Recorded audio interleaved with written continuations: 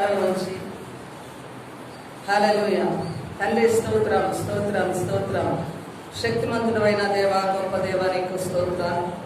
పరిపూర్ణుడైన తండ్రి, పరిశుద్ధుడైన దేవానికి స్తోత్రాలు. స్తుతికి పాత్రుడా, స్తోత్రార్హుడా, నమ్మదగిన దేవానికి వందనాలు.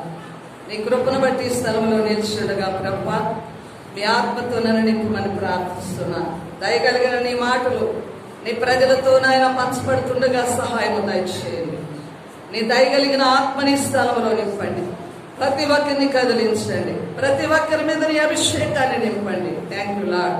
వాక్యం వర్ధిల్లులాగన, వాక్యం ఫలించులాగన, అనేక ఆత్మల హృదయాలు తండ్రి నాయన వికసించులాగన, నీలో నాయన సంతోషించులాగన నీ కార్యము జరిగించమని ప్రార్థిస్తున్నా తండ్రి. మేము శక్తిహీనులం, నీ బలమైన ఆత్మను నింపి ఎక్కడ తొట్టి నిలకుండగా నీ అభిషేకముతో నీ దాసురాలను వాడుకోవమని, ప్రతి మాటను దీవెనకరంగా ఆశీర్వాదకరంగా నాయన హృదయంలో ఉన్నటువంటి ప్రతి తలంపును ప్రభువా, మీ ఉద్దేశమునంతయు నీ మాటల ద్వారా మీరు బయలుపరచమని ప్రార్థిస్తున్నాం.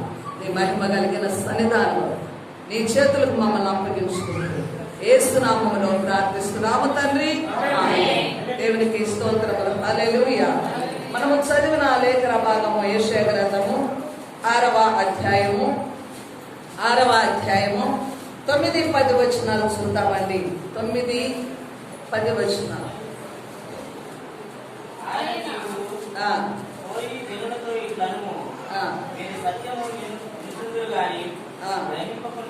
గ్రహింపకుందురు, నిత్యము చూచుచుందురు గాని వారి కన్నులతో చూసి, చెవులతో విని, హృదయంతో గ్రహించి, మనసు మార్చుకొని స్వస్థత పొందకపోనట్టు ఈ జనుల హృదయము ప్రోగు చేసి వారి చెవులు మందపరిచి వారు కన్నులు మూయించుమని చెప్పెను. హల్లెలూయా. దేవునికి స్తోత్రములు కలుగును గాక.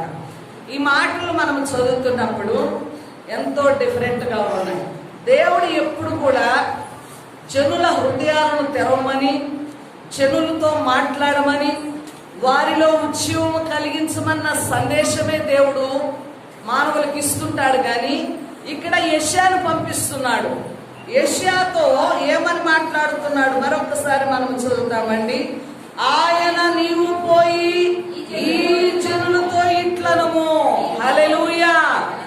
మరి జనముల మధ్యలోనికి పంపిస్తూ ఏమని ప్రకటించమంటున్నాడంటే, మీరు నిత్యము వినుచుందురు గాని గ్రహింపకుందురు, నిత్యము చూచుకుందురు గాని తెలుసుకొనకుందురు.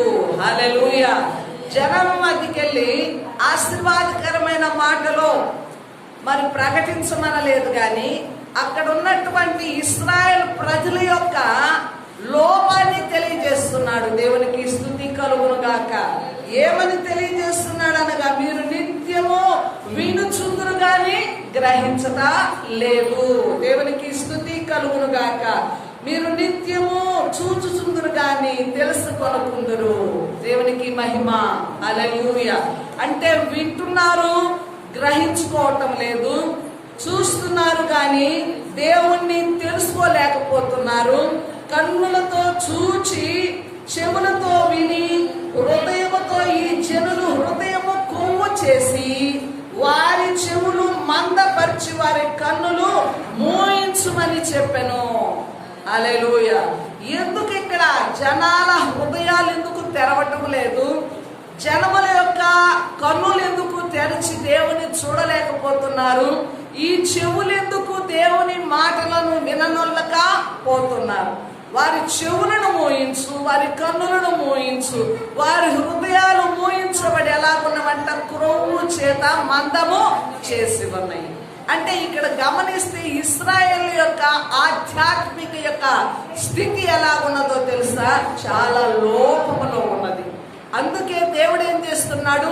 వారి హృదయాలు మందముగా ఉన్నాయి, చెవులు వినలేకున్నాయి, కన్నులు ప్రభు యొక్క మహిమను చూడలేకపోతున్నామని నీవు చెప్పుము అంటున్నారు. హల్లెలూయా. దేవునికి స్తోత్రములు కలుగును గాక. అంటే ఇక్కడ మనము గమనించినట్లయితే యెషయా కాలము అనగా క్రీస్తుకు పూర్వము 741 ప్రాంతంలో యెషయా ఈ యొక్క యేసు యొక్క కాలమునకు ముందుగానే యెషయా ప్రవక్త 740 సంవత్సరాలకు ముందుగానే ఈ ప్రవచనమును ఎవరి గురించి ప్రవచించాడండి? ఎవరి గురించి ప్రవచించాడని చెప్పాను? ఇశ్రాయేల్ ప్రజల యొక్క ఆధ్యాత్మిక యొక్క స్థితిని బట్టి ప్రవచించాడు. అయితే ఇప్పటికీ కూడా ఇశ్రాయేల్ ప్రజలు ఎలాగున్నారండి? యేసును రక్షకుడిగా ఎంచారా? ప్రభువును పొందుకున్న హృదయాలతో ఉన్నారా? ఇప్పటికీ కూడా వాళ్ళు ఎలాగున్నారంట? వారి హృదయాలు మందము చేసి కొవ్వు చేస్తున్నాయి. వారి కన్నులు యేసును చూడలేకపోతున్నారు, వారి చెవులు కూడా వినలేకపోతున్నారు. ఇంకా వారు మెస్సియా రాక కొరకు ఎదురు చూస్తూ ఉన్నారు. దేవునికి స్తుతి కలుగును గాక. అంటే ఇశ్రాయేల్ ప్రజల యొక్క అంధత్వాన్ని ఇక్కడ దేవుడు ప్రకటిస్తున్నట్లుగా మనం చూస్తున్నాం. ఈ భాగంలో మనం ఒక తీర్పును కూడా చూస్తామండి. దేవుడే తీర్పు తీరుస్తున్నాడు. ఏమని? వీరి కన్నులు మందమైనాయి, వీరి చెవులు తెరవబడలేదు, వీరి యొక్క హృదయాలు తెరవబడలేదు. ఆమేన్, హల్లెలూయా. చెవులు ఆలకించిన చెవులుగా ఉన్నాయి, కన్నులు ఎలాగున్నాయి? మూయబడిన కన్నులుగా ఉన్నాయి.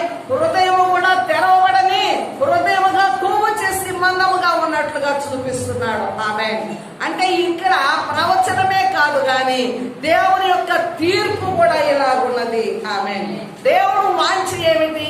ప్రతి మానవుడు రక్షింపబడాలా, ప్రతి వ్యక్తి కూడా దేవుణ్ణి తెలుసుకోవాలా, ప్రతి ఆత్మ కూడా నరకానికి వెళ్ళకూడదు, ఏ వ్యక్తి కూడా రక్షణ పొంది నిత్య జీవం పొందుకోవాలని దేవుని యొక్క బహు ప్రేమ. అయితే ఇక్కడ డిఫరెంట్ గా మనము ఇశ్రాయేల్ పరిస్థితిని మనం చూస్తాము. దేవుని యొద్ద నుండి ఎప్పుడు వచ్చినది తీర్పు? యెషయా కాలంలోనే వచ్చినది. ఈ నాటికి కూడా వారి కన్నులు ఎలాగున్నాయి? మూయబడిన కన్నులుగానే ఉన్నాయి. ఇది తీర్పే కదా, దేవుని యొక్క తీర్పే కదా. ఎందుకు వచ్చినది దేవుని తీర్పు అని మనం గమనించినట్లయితే, దేవుని ప్రియజనమా, వారి యొక్క పాపపు స్థితి, వారి యొక్క తిరుగుబాటు యొక్క స్థితిని బట్టి దేవుడు ఆ ప్రజలను ఆ పరిస్థితులు అలాగే ఉంచాడు. దేవునికి స్తుతి కలుగును గాక. హల్లెలూయా. నేటి స్థితిలో కూడా అనేక శబ్ద తరంగాల గుండా, టీవీ ఛానల్స్ గుండా, పత్రికల గుండా, సామాన్యమైనటువంటి సువార్థికుల గుండా అనేక ప్రాంతాలలో ఏం వెళుతున్నదండి? దేవుని సువార్త పరిచర్య వేగముగా వెళుతూ ఉన్నది. దేవునికి స్తుతి కలుగును గాక. అయితే వినేవారెందరూ, గ్రహించుకుని వారెందరూ, కన్నులతో యేసును చూడగలిగిన వారెందరూ, హృదయమునందు యేసును విశ్వసించి రక్షింపబడిన వారెందరో మనము చూడగలము. అయితే ఈనాడు అనేక మంది కూడా ఏమవుతున్నారండి? నశించిన జనము వలె ఉన్నారు. క్రీస్తు మా వాడు కాదన్న రీతిలోనే ఉన్నారు. వినువారికి ఈ వాక్యం అని చెప్పి తొలగేసేవారుగా ఉన్నారు. అయితే దేవుడు ఈనాటి పరిస్థితిలో కూడా కొన్ని ఆత్మలను మరి తిరుగుబాటు వలన, వారి యొక్క దౌర్భాగ్యమైన స్థితిని బట్టి, వారి యొక్క పాపమును బట్టి, వారి యొక్క వ్యతిరేకతను బట్టి దేవుడు ఏం చేశాడు? ఇంకా వారి హృదయాలను కొవ్వుతోనే నింపి ఉన్నాడు. వారు ఇంకా యేసును చూడలేని స్థితిలో ఉంచున్నారు. హల్లెలూయా. దేవునికి స్తోత్రములు కలుగును గాక. అంటే ఇప్పుడు మనం చదివిన ఈ లేఖన భాగంలో ఇశ్రాయేల్ ప్రజల యొక్క అంధత్వాన్ని గురించి మనం తెలుసుకుంటున్నాం. అంతేకాకుండా కొత్త నిబంధనలో 6 సార్లు యేసు ప్రభు వారు ఉపమాన రీతిగా ఈ ఇశ్రాయేల్ ప్రజల యొక్క అంధత్వాన్ని తెలియజేస్తున్నాడండి. దేవునికి స్తుతి కలుగును గాక. మత్తయి సువార్త 13వ అధ్యాయము 13వ వచనంలో ఉన్నది. మత్తయి సువార్త 13వ అధ్యాయము 13వ వచనం ఒకసారి చదవగలిగిన వారు తీసి చదవండి. మత్తయి సువార్త.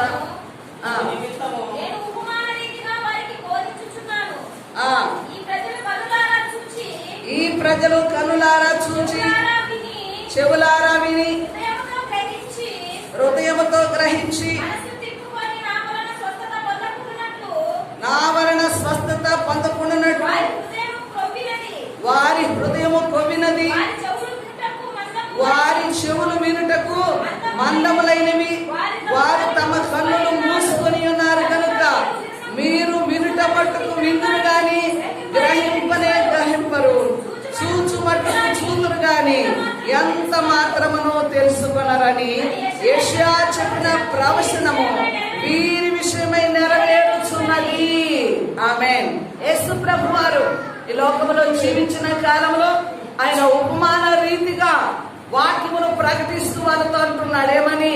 వింటున్నారు గాని గ్రహించలేకపోతున్నారు, కన్నులతో చూస్తున్నారు గాని తెలుసుకొనలేకపోతున్నారు, హృదయము కొవ్విన చేత వీరు క్రీస్తుని ఇంకను దేవుని మాటలను గ్రహింపలేని స్థితిలో ఉన్నారని చెప్తున్నాడు. ఆమేన్. హల్లెలూయా.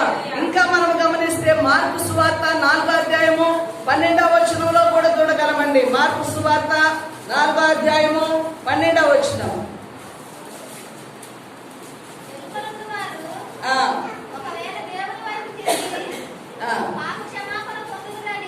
విత్తు 12వ వచనం.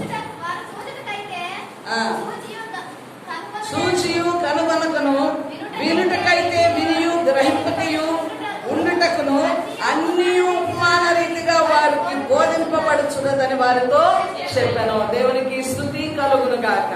ఈనాడు కూడా వాక్యం వింటున్న ప్రతి హృదయంలో ఏం జరగాల? మార్పు జరగాల. కూర్చుంటాము, ఫ్యాన్ గాలికి ఏం చేస్తామంటే చక్కగా వాక్యాన్ని విన్నట్లు ఉంటాము. కానీ ఇక్కడ నుంచి బయటకు వెళ్ళిన తర్వాత ఎవరైనా అడిగారు అనుకోండి, ఏ వాక్యం చెప్పారు ఈరోజు, ఏ సందేశం మీరు విన్నారంటే ఏం చెప్తారండి? ఏం చెప్పారో గాని మంచిగా చెప్పారు, భలే ఉంది వాక్యం అంటారు. ఏంటక్కడ? వింటున్నారు కానీ గ్రహించుకోలేకపోతున్నారు. వినే మాటలను చెవిలోకి వేసుకోలేకపోతున్నారు. చెవిలో వేసుకున్న మాటలు ఎక్కడ ఉండాలా?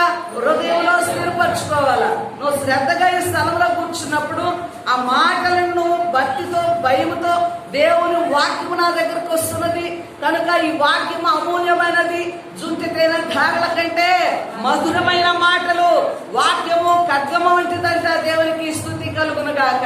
మన ప్రాణాత్మ మూలుగుల్లోనికి వెళ్ళి మన హృదయాలను సర్చ్ చేసేది, మన అంతరంగమును సర్చ్ చేయనది. కాబట్టి వినే సమయమందు యేసు ప్రభువారు బోధిస్తున్న కాలంలో కూడా ఆయన ఉపమాన రీతిగా చెప్తున్నాడు. ఈ ప్రజలు వింటున్నారు కానీ గ్రహించలేదు, చూస్తున్నారు, అద్భుతాలను చూస్తున్నారు, సూచక క్రియలు అడుగుతున్నారు, గొప్ప కార్యాలను ప్రభువారు చేయడం చూస్తున్నారు. కానీ ఈయన రక్షకుడు కాదని తెలుస్తూ ఉన్నారు, ఈయన దేవుని కుమారుడు కాదని తెలుస్తున్నారు. ఎవరైతే తన సొంత ఇంటి వారే యేసును నమ్మని వారుగాను, యేసును అప్పగించిన వారుగాను, సిలువ మరణానికి అప్పగించిన వారుగా చూస్తున్నాము. ఎవరండి? తన సొంత ప్రజలే. నమ్మలేని స్థితిలో వారి హృదయాలు ఎలాగున్నాయట? మందము చేసిన రీతిలో ఉన్నాయి. ఈనాడు కూడా దైవ వాక్యాన్ని నిర్లక్ష్యము చేయటంత ప్రస్తుతమైన మనసు ఇంకొకటి లేదండి. ఆమేన్. వాక్యం అనగా నిన్ను సరిచేయనది, వాక్యం అనగా నీలో శక్తి నింపునది, వాక్యం అనగా ఆత్మ సంబంధముగా నిన్ను నిలవబెట్టున్నది, స్థిరపరచున్నది. దేవునికి మహిమ కలుగును గాక. ఎంతగా ఇక్కడ నీవు దేవుని వాక్యాన్ని తెలుసుకోవడానికి ఇష్టపడతావో అంతగా నీ యొక్క బ్రతుకు కూడా మార్చబడుతుంది. దేవునికి మహిమ కలుగును గాక. ఇంకా మనం చూసినట్లయితే లూకాసు వార్త 8వ అధ్యాయం 10వ వచనం చూద్దామండి. లూకాసు వార్త 8వ అధ్యాయం 10వ వచనం. 8వ అధ్యాయం 10వ వచనం.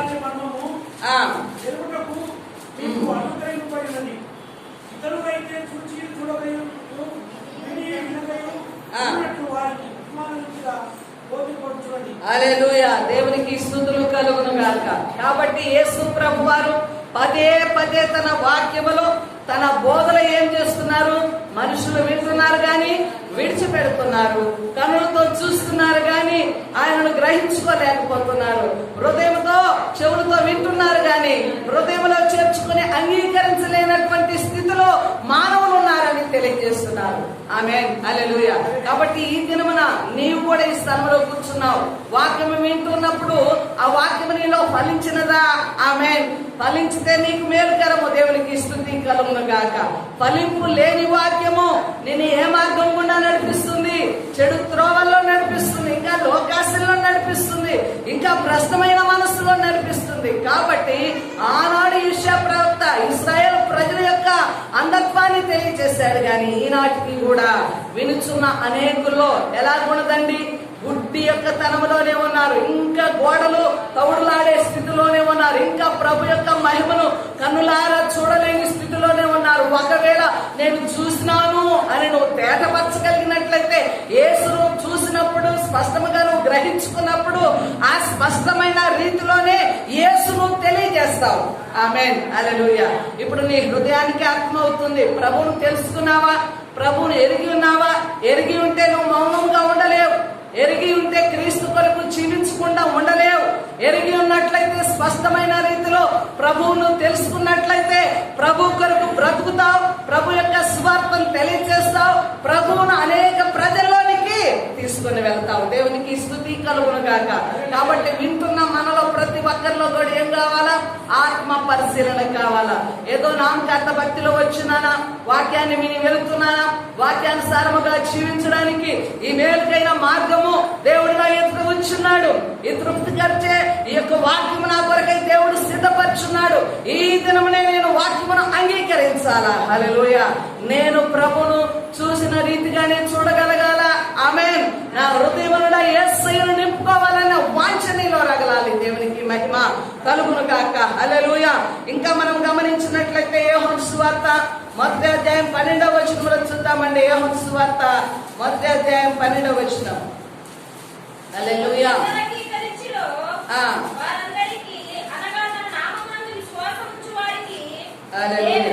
రెండవ వచనం చదువుతామండి.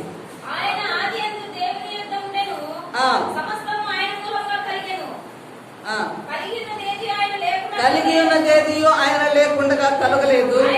ఆయనలో జీవం ఉండెను, ఆ జీవము మనుషులకు వెలుగై ఉండెను. ఆ వెలుగు చీకటిలో ప్రకాశించుచున్నది గాని చీకటి దాన్ని గ్రహింపకుండెను. దేవునికి స్తోత్రములు కలుగును గాక. హల్లెలూయా. చూడండి, వెలుగుగా యేసు ప్రభు వారు ఈ లోకంలోనికి ఎలా వచ్చాడు? ఆయన కృపా సత్య సంపూర్ణుడుగా వచ్చాడు. మానవ శరీరమును ధరించి లోకంలోనికి వచ్చాడు. యేసు ప్రభు వారు ఎలా ఉన్నాడు? లోకంలో ఒక వెలుగుగా ఉన్నాడు. అయితే వెలుగును చూసిన వారు చూస్తున్నారు, కానీ ఇంకా చాలా మంది ఎక్కడున్నారు? చీకటిలో ఉన్నారు. కనుక వెలుగును అంగీకరించలేదు, వెలుగును పొందుకోలేకపోతున్నారు. ప్రకాశిస్తున్నటువంటి ఆ వెలుగును, యేసును అంగీకరించలేని స్థితిలో ఉన్నారు. దేవునికి స్తుతి కలుగును గాక. మరి యేసు ప్రభు వారి లోకంలోనికి ఎంతకాలమైంది వచ్చింది? 2020 సంవత్సరాలకు పైన అయినది. మరి 2020 సంవత్సరాల నుంచి కూడా ఆయన చేసిన అద్భుతాలు చూస్తున్నారు. పరలోక రాజ్యాన్ని ప్రకటించడం వింటున్నారు. ప్రభు మరణించిన తర్వాత కూడా ఆయన శిలువ కార్యాన్ని, ఆయన పునరుత్థాన శక్తిని, ఆయన జీవము లోకములో ప్రకాశిస్తూ నిన్ను నన్ను ఈ రోజు ఏం చేసినది? ప్రకాశింపజేసినది. ఆమేన్, హల్లెలూయా. అయితే నీవు నేను ప్రకాశించిన రీతిగా ఇంకా లోకంలో అనేక మంది ప్రకాశించట్లేదు. ఎందుకనండి? ఎందుకు చెప్పాలా? వారు చీకటిని కోరుకుంటున్నారు. వారు చీకటిలో ఉంటున్నారు కనుక వెలుగునకు రాలేకపోతున్నారు, వెలుగును పొందుకోలేకపోతున్నారు. ఆమేన్. అయితే వెలుగున్న చోటకి ఏం రావాలా? చీకటిలో ఉన్నవారు చీకటిని విడుదల పొందుకొని వెలుగులోకి చేరినప్పుడు చీకటి ఛాయలు ఉండలేవు. దేవునికి స్తుతి కలుగును గాక. కాబట్టి మనం ఇంకా ముందుకు సాగి వెళుతాము. హల్లెలూయా. చూద్దామండి, యేసు ప్రభువును అనేకులు తిరస్కరించినట్లుగా మనం చూడగలుగుతూ ఉన్నాం. యోహాను సువార్త 1వ అధ్యాయంలోనే 12వ వచనం చూద్దాం. 12వ వచనం. తన్ను ఎందరు అంగీకరించురో వారందరికనగా తన నామమునందు విశ్వసించిన వారికి దేవుని పిల్లలకు ఆయన అధికారము అనుగ్రహించను. దేవునికి స్తుతి కలుగును గాక. ప్రభు వారి లోకంలోనికి వచ్చి ఆయన లోకములో ఉన్న చీకటిని పారద్రోలి మనల్ని కూడా ఆయన ప్రజలుగా, ఆయన సొత్తైన బిడ్డలుగా, ఆయన పిల్లలుగా మనల్ని చేసుకునే అధికారం దేవుడు యేసు ప్రభువునికి ఇచ్చున్నాడు. దేవునికి స్తుతి కలుగును గాక. ఈనాడు ఇంకా నువ్వు చీకటిలో ఉన్నట్లయితే వ్యర్థమండి. ఈనాడు ఆ చీకటిని వదిలి ఎక్కడికి రావాలా? వెలుగైన యేసు ప్రభు దగ్గరికి రావాలా? హల్లెలూయా. నేను పాపిని ప్రభువా, నా పాపమును క్షమించు, నీ వద్దనే నాకు పాప క్షమాపణ ఉన్నదని ప్రతి నరుడు కూడా, ఏ కులమైనా సరే, ఏ మతమైనా సరే, ఏ వర్గమైనా సరే, ఏ దేశమైనా సరే, అందరికీ యేసు ప్రభు దేవుడై ఉన్నాడు. ఆమేన్. నీ పాపమును తొలగించువాడు ఆయన మాత్రమే. కనుక ఈ దినమున ఎక్కడికి రావాలా? యేసు వద్దకు వచ్చి పాప క్షమాపణ పొంది చీకటిలో ఉన్న నీ బ్రతుకును విడుదల పొందలాగునా, నీవు వెలుగులో నింపబడలాగునా, క్రీస్తు మహిమలను కన్నులారా అనుభవించు. వెంబడించులాగన క్రీస్తునంతకు రావాలి. దేవునికి స్తుతి కలుగును గాక. వచ్చుట ద్వారా ఈనాడు యేసునకు మనం ఏమై ఉన్నాము? దేవుని పిల్లలమై ఉన్నాం, ఆయన వారసులమై ఉన్నాము. దేవునికి స్తుతి కలుగును గాక. ఇంకా మనం గమనించినట్లయితే అపోస్తలుడైన పౌలు గారు రోమిలికి రాసిన పత్రికలో చక్కగా చూడండి, 11వ అధ్యాయము, రోమా పత్రిక 11వ అధ్యాయములో అపోస్తలుడైన పౌలు గారు ఇశ్రాయేలు ప్రజల యొక్క ఆ అంధత్వాన్ని తేటగా తెలియజేస్తున్నాడు. దేవునికి స్తుతి కలుగును గాక. మొదటగా 8వ వచనం చదువుతామండి. ఇందు విషయమై హల్లెలూయా, నేటి వరకు దేవుడు వారికి నిద్రమత్తుగల మనసును, చూడలేని కన్నులను, వినలేని చెవులను ఇచ్చున్నాడని రాయబడి ఉన్నది. దేవునికి స్తుతి కలుగును గాక. హల్లెలూయా. ఆ పై వచనం 7వ వచనం చూద్దాము. అలాగైనా ఏమగును, ఇశ్రాయేలు వెతుకున్నది ఏదో అది వారికి దొరకలేదు, ఏర్పాటు నొందిన వారికి అది దొరికెను. ఆమేన్. హల్లెలూయా. దేవునికి స్తుతి కలుగును గాక. ఎంత చక్కగా ఇక్కడ దేవుని మాటలు మనకు తెలియజేస్తున్నారు. ఇశ్రాయేలు ప్రజలు వెతుకుతున్నారట, కానీ దొరకవలసినది వారికి దొరకలేదు. వారు ఎలాగ వెతుకుతున్నారు? చెవులు మూయబడ్డాయి, కన్నులు తెరవలేదు, హృదయము తెరవక కొవ్వు చేసి వెతికితే ఏం చేశాడు? దేవుడు దూరంగా ఉన్నాడు. అయితే ఎవరికి దొరికాడంట? సరిగా వెతికే వారికి దొరికి ఉన్నాడు. దేవునికి స్తుతి కలుగును గాక. కాబట్టి నేటి వరకు దేవుడు వారికి ఏమిస్తాడంట? నిద్రమత్తు గల మనస్సును. ఆమేన్. ఇప్పుడు ఈ స్థలంలో కూడుకున్న జనములు ఎంతమంది తూగుతున్నారో నాకు తెలుసు. హల్లెలూయా. చూడండి, వాక్యం వింటూ ఉన్నట్టే ఉంటారు, కన్నులు ఏం చేస్తాయి? మూసుకుపోతాయి. ఆమేన్. హల్లెలూయా. లేయండి. ఆమేన్. మరి చూడండి, ఏమిస్తున్నాడంట? నిద్రమత్తు గల మనస్సు. ఎవరికి ఇస్తున్నాడు? సరిగా వెతకని వారికి. ఇక్కడ కూర్చొని అయ్యో దేవుని మాటలు, మధురమైన మాటలు నాతోనే మాట్లాడుతున్నాడని, దేవుడు మాట్లాడుతున్నాడని చెవియొక్కిన వారికి నిద్రమత్తు వస్తుందా? రాదండి. ఆమేన్. అంటే నిర్లక్ష్యం చేయడం వల్ల, అశ్రద్ధ చేయడం వల్ల మరి ఏమిస్తున్నాడు? వారికి నిద్రమత్తునిస్తున్నాడు. ఆమేన్. హల్లెలూయా. దేవునికి మహిమ కలుగును గాక. కాబట్టి ఇశ్రాయేలు ప్రజలు వారు ఇంకా అంధత్వంలో ఉండడానికి ఏంటంట? దేవుడే వారికి నిద్రమత్తు గల మనస్సును, చూడలేని కన్నులను, వినలేని చెవులను ఇచ్చున్నాడని రాయబడి ఉన్నది. చూడండి, ఇది తీర్పా కాదా? చెప్పాలి, తీర్పే. ఈనాడు కూడా నువ్వు ప్రభువును సరిగా మరి దొరికించుకోలేదంటే, అర్థం చేసుకోలేదంటే, ప్రభు కార్యాలు నీ జీవితంలో జరగలేదంటే ఏంటి? తప్పెవరిది? దేవుడిదా తప్పు, నీదా? చెప్పాలండి, మనదే తప్పు. ఎందుకంటే వింటున్నాము కానీ గ్రహించుకోవాలండి. సరిగా దేవుని అర్థం చేసుకోవాలా, చూడాలని ఆశ ఉండాలా, ఆయన నాకు దొరకాలన్న ఆశ ఉండాలా. వాక్యం వింటున్నప్పుడు దేవుని నువ్వు పట్టుకుంటున్నావు. ఆమేన్. వాక్యము దేవుడై ఉన్నాడు. ఆ వాక్యము నీ హృదయంలోనికి చేర్చుకున్నప్పుడు ఏం జరుగుతుంది? నువ్వు ప్రకాశిస్తావు. దేవునికి మహిమ కలుగును గాక. ఇంకా మనం గమనించినట్లయితే చూద్దామండి, ఈ రోమిలకు రాసిన పత్రికలోనే 11వ అధ్యాయమే 28, 29 వచనాలు చదువుతాం. రోమా పత్రిక 11, 28, 29 వచనం.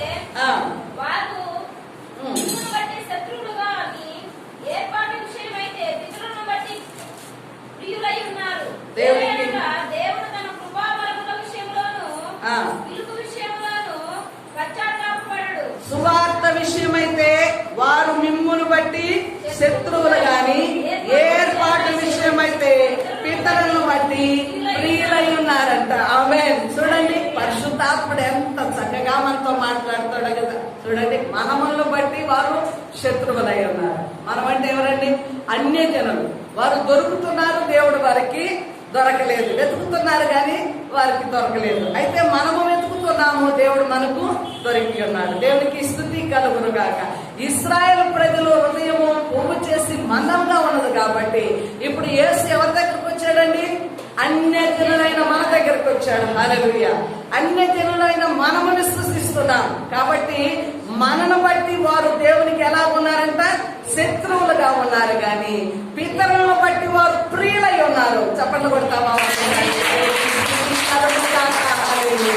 అంటే పితరులు అనగా అబ్రహాము, ఇస్సాకు, యాకోబు, యోసేపులు వీరంతా కూడా దేవుని నమ్మి వాగ్దాన ప్రకారముగా దేవుని అడుగుజాడలో నడిచిన వారు, దేవునికి విధేయత కలిగిన వారు. వారిని బట్టి వీరు ఎలాగున్నారంట? దేవుని దృష్టికి ప్రియులుగా ఉన్నారు. కానీ అన్యజనులైన మనవులను బట్టి వారు శత్రువులుగానే ఉన్నారు. అంటే శత్రువు అంటే ఇంకా దూరముగానే ఉన్నారు. ఆమె ఇంకా మనం చూసుకుందాం. ఈ యొక్క 11వ అధ్యాయంలోనే చూద్దాం. రోమీయులకు రాసిన పత్రికలోనే చూద్దాం. 12వ వచనము, 11వ అధ్యాయం 12వ వచనం. వారికి రోషము పుట్టించుటకై వారు తొట్టిల్లుపాటు వలన అన్యజనులకు రక్షణ కలిగెను. ఆమేన్. అర్థమైందండి? ఇక్కడ ఎవరి తొట్టుపాటు? ఇశ్రాయేలు ప్రజల యొక్క తొట్టుపాటు వలన ఎవరికి రక్షణ కలిగింది? అన్యజనులైన మనమందరము కూడా అన్యజనులమే. ఆమేన్. ఇశ్రాయేలు ప్రజలే ప్రథమ సంతానము, దేవుని బిడ్డలు. ఈనాడు అన్యజనులమైన మనమందరము కూడా రక్షణ పొందుకున్నాం. ఎవరి తొట్టుపాటు వల్ల? ఇశ్రాయేలు ప్రజల యొక్క తొట్టుపాటు వల్ల, దేవుణ్ణి కనుగొని పట్టుకోకపోవడం వల్ల దేవుడు ఎక్కడికి వచ్చాడు? అన్యజనుల దగ్గరికి వచ్చారు. అందుకే ఒక మాట ఉంటది, చూచి నమ్ముట కంటే చూడక నమ్మిన వారు ధన్యులు. ఆమేన్. యేసు ప్రభువును కన్నులారా చూశారు, ఆయన మహత్కార్యాలు విన్నారు, దేవుని కుమారుడని చూశారు, సిలువ వేయబడడం చూశారు, పునరుద్ధానం అవ్వడం చూశారు. ఇవన్నీ కన్నులారా చూశారు, కానీ గ్రహించలేకపోయారు. ఈనాడు నీవు నేను ప్రభువును విశ్వసించామనగా చూడండి, మనము చూడక విశ్వసించాము. హల్లెలూయా. కాబట్టి మనము ధన్యులము, మనకు రక్షణ కలిగినది. ఆ కింద వచనం కూడా చదువుతామమ్మా. వారి తొట్టుపాటు లోకమునకు ఐశ్వర్యము. ఆమేన్. అర్థమైందా? చూడండి, ఇశ్రాయేలు ప్రజల యొక్క తొట్టుపాటు ఈనాడు నీకు నాకేమైంది?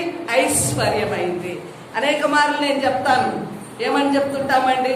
మీకు రక్షణ గొప్ప భాగ్యము, రక్షణ అన్నది గొప్ప ధనము, రక్షణ పొందడం అన్నది గొప్ప ఐశ్వర్యము. నువ్వు పేదవాడు కావచ్చు, ఇల్లు వాకిలు లేనివాడు కావచ్చు, ఉద్యోగం లేనివాడు కావచ్చు, బంధువర్గము నిన్ను త్రోసిపుచ్చవచ్చు. అయితే రక్షింపబడిన హృదయంతో ఉన్నప్పుడు అది నీకెంతో గొప్ప ఐశ్వర్యం. ఇశ్రాయేలు తొట్టుపాటు ఏమైంది? మనకు రక్షణ ప్లస్ మళ్ళా ఏమైందండి? ఐశ్వర్యమైనది. ఇంకా చూద్దామండి.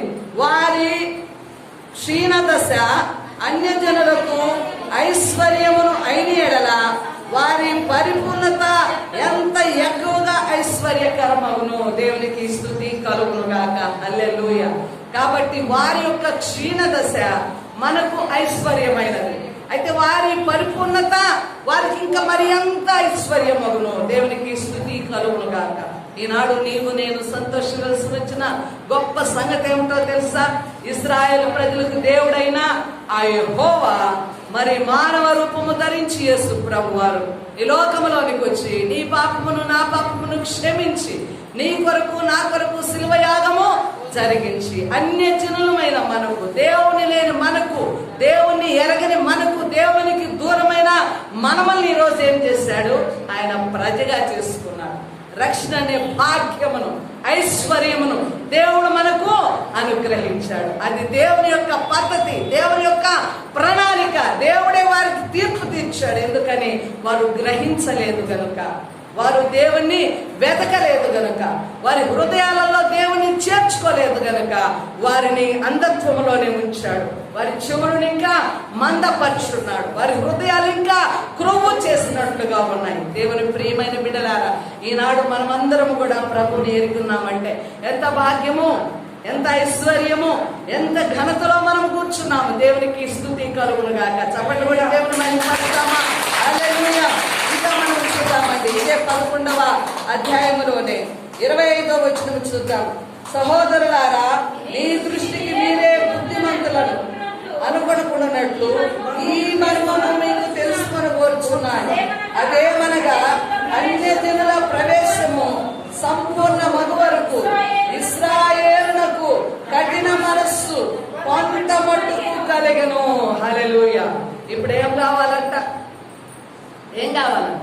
అన్యజనుల ప్రవేశము సంపన్నం కావాలంట. ఆమేన్. హల్లెలూయా. అంటే అన్యజనులందరూ ఎవరిని తెలుసుకోవాలి? ఎవరిని తెలుసుకోవాలా? యేసును తెలుసుకోవాలా. దేవునికి స్తోత్రాలు. యేసు రక్షకుడని ఒప్పుకోవాలా. దేవునికి స్తుతి కలుగును గాక. అందుకే ప్రతి నామము కూడా ఎవరి దగ్గర ఉండాలంట? యేసు నామము దగ్గర మోకరించాల. ప్రతి నామము కూడా, ప్రతి ఒక్కరు కూడా, ప్రతి మనిషి కూడా ఏం చేయాలా? అన్ని నామము కన్నా పై నామమైన యేసును అంగీకరించాల. దేవునికి స్తుతి కలుగును గాక. అన్యజనుల యొక్క ప్రవేశము కంప్లీట్ కావాలా, సంపూర్ణం కావాలా. అంటే ఇంకా రక్షింపబడని జనమందరూ కూడా యేసు నామమును బట్టి ఏం చేయాలండి? రక్షింపబడాలా, తెలుసుకోవాలా, గ్రహించుకోవాలా. అందుకే ఈ సువార్త, అందుకే ఈ పరిచర్య, అందుకే ఈ సువార్త వేగము. అనేక కొండల ప్రాంతాలలో, లోయల ప్రాంతాలలో క్రీస్తుని ఎరగని జనాల దగ్గరికి ప్రాణములను తెగించి సువార్తను తీసుకుని వెళుతున్నారు. ఏమిటనగా కాలము సంపూర్ణమైనప్పుడు అన్యజనుల యొక్క ప్రవేశము పరిపూర్ణతలోనికి సంపూర్ణం కావాలా. అంతవరకు కూడా ఇశ్రాయేలు ప్రజల యొక్క హృదయాలు ఎలా ఉండాలా? మందముతోనే ఉండాలా. వారి కన్నులు మూయబడే ఉండాలా. వారి చెవులు మందముతోనే ఉండాలా. ఆమేన్. అంటే దేవుడు చూడండి మనల్ని ఎంతగా ప్రేమిస్తున్నాడు. ఆ కఠినమైన హృదయాలను కూడా దేవుడు విడిచిపెట్టలేదు, కానీ వారికి కూడా ఏం చేశాడు? దేవుడు ఒక సమయాన్ని సిద్ధపరిచాడు. ఆమేన్. హల్లెలూయా. కాబట్టి ఈనాడు అన్యజనుల ప్రవేశము క్రీస్తునందుకు రావడము పరిపూర్ణత జరిగించాలా. దేవునికి స్తుతి కలుగును గాక. ఇంకా రక్షణ పొందలేదా? ఇంకా బాప్తిస్మం తీసుకోలేదా? ప్రభువుని ఎరిగిన బిడ్డగా ఈ సువార్త ప్రకాశము నీ హృదయాన్ని ఇంకా మూయబడిన రీతిలోనే ఉన్నదా? ఆమేన్. నీ హృదయంతో దేవుడు మాట్లాడినట్లయితే, ఈ వాక్యము నిన్ను ఎలిగించినట్లయితే, నువ్వు ఉన్న పాటను ఎవరి దగ్గరకు వస్తావు? ప్రభు దగ్గరకు వస్తావు. నేను వస్తున్నాను మందిరానికి, నేను సేవిస్తున్నాను, నేను ఆరాధిస్తున్నాను, నేను క్రీస్తు బిడ్డను, నా యొక్క కులమే క్రైస్తవ కులము, నా మతమే క్రైస్తవ మతం అని నువ్వు అనుకుంటూ ఎన్ని సంవత్సరాలు దేవుని సన్నిధానంలోనికి వచ్చినా నీకొక గుర్తు ఉండాలి. హల్లెలూయా. ఆ గుర్తు ఏమిటి? రక్షణ, బాప్తిస్మము. హల్లెలూయా. ఎప్పుడైతే సువార్త ప్రకాశము నీ హృదయాన్ని వెలిగిస్తుందో, నీ కన్నులు యేసును చూడగలుగుతున్నదో, ఈ లోకంలో ఉన్నదంతా వ్యర్థమే. నాకు ఆ యేసు కావాలా, ఆ రక్షకుడు కావాలా, నా ప్రాణం ఎప్పుడు పోవునో, ప్రభు ఎప్పుడు వచ్చునో నేను ఎరుగును గనుక నేను రక్షింపబడిన హృదయంతో నా ప్రభువుని నేను అంగీకరించాలన్న ఆ వేగము, ఆ యొక్క వెలుగు నీలో ఉంటుంది. దేవునికి స్తుతి కలుగును గాక. ఇంకా ఏం చేస్తున్నది నీ మనస్సు? అయ్యో నేను సరిగా లేను, నేను సరిగా లేకుండా రక్షణ పొందితే మళ్ళా రేపు నాకు తప్పుడు ప్రభావం అని నా మీద నిందలు వస్తాయేమో. ఇవన్నీ కూడా నువ్వు అనుకుంటున్న సందేహాలు, నీకున్న అడ్డుగోడలు మాత్రమే. ఆమేన్. రక్షకుడైన యేసునకు నీ జీవితాన్ని అప్పగించు. రక్షకుడైన యేసునకు నీ జీవితాన్ని ఆయన చేతుల్లో పెట్టు. ప్రభువా, ఇవన్నీ తేలిక, నీ చేతిలోనికి నేను వచ్చినప్పుడు నువ్వు సర్చ్ చేస్తావు. ఆమేన్. కాబట్టి ఈ రోజు ఏం చేయాలా? ప్రతి విశ్వాసి కూడా రక్షణ పొందాలా. దేవునికి స్తుతి కలుగును గాక. యేసు ప్రభువారు ఈనాడు నిన్ను నన్ను ప్రేమించున్నాడు. బిడ్డ, సమయాన్ని నువ్వు వ్యర్థం చేసుకోకూడదు. ఇంకా రక్షణ పొందాలా. ఈనాడే రక్షణ దినమని దేవుడు అంగీకారముతో నిన్ను అంగీకరిస్తున్నాడు. దేవునికి స్తుతి కలుగును గాక. ఇంకా మనం గమనించినట్లయితే వారి హృదయాలు తొట్టిల్లాయంట. వారు ఇంకా నిద్రమత్తులోనికి కలిగిన మనసులోనికి వెళ్ళారంట. చూడలేని కన్నులు, వినలేని చెవులు కలిగి ఉన్నాయి. చూడు దేవుని బిడ్డ, మరి ఈనాడు కూడా నీవు యేసుని అంగీకరించలేకపోతే ఎలాగున్నావు తెలుసా? ఈ స్థలంలో కూర్చున్నావు, వాక్యం వింటున్నావు, కానీ రక్షణ అన్న బాప్తిస్మను పొందుకోకపోతే ఇంకా నీ హృదయం ఎలాగుంది? తెరవబడలేదు. ఆమేన్. లూదియా కూడా ఏం చేస్తుందండి? ఊదారంగా కూడా అమ్ముకుంటూ వ్యాపారం చేసుకుంటూ ఆ యొక్క సముద్రపు ధరిన ఆ అపొస్తలుడైన పౌలు గారు సువార్తను ప్రకటిస్తున్నాడు. ఆమె వ్యాపారం చేసుకుని వచ్చే స్థలంలో కూర్చొని వాక్యం వింటుంది. నీలాగే వాక్యం వింటుంది. నీలాగే మరి ప్రభువారు దేవుడు ఆయనతో మాట్లాడుతూ ఉన్నప్పుడు ఆమె హృదయం ఏమైందంట? తెరవబడిన హృదయం ఎవరిని అంగీకరించింది? యేసుని అంగీకరించింది. యేసు నా రక్షకుడు, యేసు నా పాపములను తొలగిస్తాడని అంగీకరించింది. వెంటనే తాను తన ఇంటి వారందరూ కూడా రక్షణ పొందారు. నేను విశ్వాసాన్ని నమ్మినట్లయితే, ఇదిగో నేను దేవుని బిడ్డనని మీరు నమ్మినట్లయితే నా ఇంటికి వచ్చి బస చేసి నాకు సువార్తను ప్రకటించుడని పౌలు గారిని వేడుకున్నది. ఆమేన్. హల్లెలూయా. చూడండి, ఎన్ని సంవత్సరాలు నువ్వు వచ్చినా అది వ్యర్థమే, కానీ ఈనాడైనా నీ కన్నులు తెరవబడాలా. ఈనాడైనా ఈ మాటలు నీ హృదయంలోనికి వేసుకోవాలా. హల్లెలూయా. ప్రభు అయిన యేసును నీ హృదయంలోనికి చేర్చుకో. ప్రభు అయిన యేసును పూర్ణ అంగీకారంతో అంగీకరించాలా. ఏ అడ్డుబండలు ఉండకూడదు, ఏ అడ్డుగోడలు ఉండకూడదు. ఈ లోకంలో ఎటువంటి కూడా నువ్వు ఆశించక ప్రభు నాకేం చేయాలా, మన హృదయాలను అప్పగించాలా. నేడో రేపో ఎప్పుడు వస్తాడో నీ ప్రియుడు మేఘాల మీద ఆయన రానై ఉన్నాడు, సంఘమును తీసుకొని వెళ్ళనై ఉన్నాడు. ప్రియుడా, ప్రియ సంగమా, నీవు నేను చేయవలసింది ఏంటో తెలుసా? ఆ రక్షకుడిని మన హృదయంలో విశ్వసించాలి. ఇంకా నీవు గుడితనంలో ఉన్నావు, ఇంకా నీ చెవులు మన్నం చేస్తున్నాను, నీ హృదయము కొవ్వు చేసి ప్రభువును అంగీకరించలేక, లోకమును జయించలేక ఇంకా విడిచిపెట్టబడిన జీవితంలోనే ఉన్నావేమో. అయితే దేవుడేమంటున్నాడు? నీ యొక్క తిరస్కారమును బట్టి ప్రభు నీకు వాక్యం అందిస్తున్నాడంటే నిన్ను ప్రేమిస్తున్నాడు, హెచ్చరిక చేస్తున్నాడంటే నిన్ను ఆహ్వానిస్తున్నాడు. అయినా నువ్వు జాబ్ చేస్తున్నావంటే ఆ ఇశ్రాయేలు ప్రజలకు ఉన్నటువంటి మత్తు, నిద్ర మత్తు, మేల్కొల్పబడని మనస్సాక్షి ఇంకా నీలో ఉందేమో ఈరోజు గ్రహించుకోవాలి. దేవునికి స్తుతి కలుగును గాక. ఒక మాట దేవుని సేవకు నోట నుంచి వస్తుందంటే అది ఎవరికండి? వినుచున్న ప్రజల కొరకే. ఆమేన్. హల్లెలూయా. ఈరోజు దేవుడు నీతోనే మాట్లాడుతున్నాడు. జాబు చేస్తూ ఉన్నావేమో, ఇంకా ఆలస్యం చేస్తున్నావేమో. కాబట్టి దేవునికి అక్కడ బహు సమీపముగా ఉన్నది కనుక ఇంకా నీవు మేల్కొల్పబడని మనస్సాక్షిలో ఉన్నట్లయితే ఈ దినమే నీ హృదయాన్ని సరి చేసుకో, ప్రభువునకు అర్పించు. నీ హృదయాన్ని దేవునికి అప్పగించి మారు మనస్సు పశ్చాత్తాపంలోనికి రా. బాప్తిస్మం తీసుకోవడానికి ముందుకు రావాలండి, రక్షింపబడడానికి ముందుకు రావాలి. దేవునికి స్తుతి కలుగును గాక. ఇంకా ఒక శ్రేష్టమైన మాటను చూసుకుందాం. దేవుని లేఖన భాగాలు చదువుతుంటే నేను వాక్యానికి సిద్ధపడుతున్నప్పుడు ఎంతగానో నా హృదయం ప్రేమతో నిండిపోయింది. ఆమేన్. హల్లెలూయా. ఎంత ప్రేమమూర్తి. అన్యజనులైన మనకు ఆయన ఎంత రక్షణ మనకు సిద్ధపరిచాడు. ఆమేన్. హల్లెలూయా. బహు విగ్రహారాధనలో ఉండేవాళ్ళు, అనేక భక్తి ఛాయల్లో ఉండేవాళ్ళు. ఒక మార్గము లేక గొర్రెల వలె త్రోవ తప్పిపోయి తలా ఒక మార్గాన్ని ఎంచుకున్న ఈ లోక ప్రజల మధ్యకి యేసయ్య ఈ స్వార్థను తీసుకుని వచ్చి నీ కన్నులను తెరిచి ఈరోజు ప్రభు వలనే నేను బ్రతుకుతున్నాను, ప్రభువు లేకపోతే నాకు ఎలాంటిది, సావు లాంటిదని ప్రభువుని అంతగా నువ్వు ప్రేమించి అంతగా హత్తుకున్నావంటే ఈ స్వార్థ సత్యమే కదా. ప్రభువు నిన్ను నన్ను ప్రేమించాడు కదా. తన సొంత ప్రజలు, ప్రథమ సంతానమైన ఇశ్రాయేలు ప్రజలకు మతం కలిగించేసి నిన్ను నన్ను సంపూర్ణంగా పరిశుద్ధులుగా ఆయన ఏర్పాటులో ఆయన పిల్లలుగా చేస్తున్నాడంటే ఎంత ప్రేమ దాగి ఉందండి.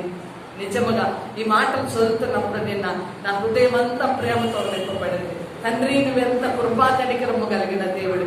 అయోగ్యులమైన మాకు, అన్య జనులమైన మాకు మీ పిల్లలమయ్యే అధికారము ఈ సువార్త వలన, ఈ లేఖన భాగాల వలన మాతో మాట్లాడుతూ మమ్మల్ని ప్రకాశిస్తున్నందుకు ఎందుకు ప్రభా నీకు స్తోత్రాలని ఎంతగానో దేవుని స్తుతించారు. దేవునికి స్తుతి కలుగును గాక. ఇంకా మనం చూద్దామండి కొరింథీయులకు రాసిన రెండవ పత్రిక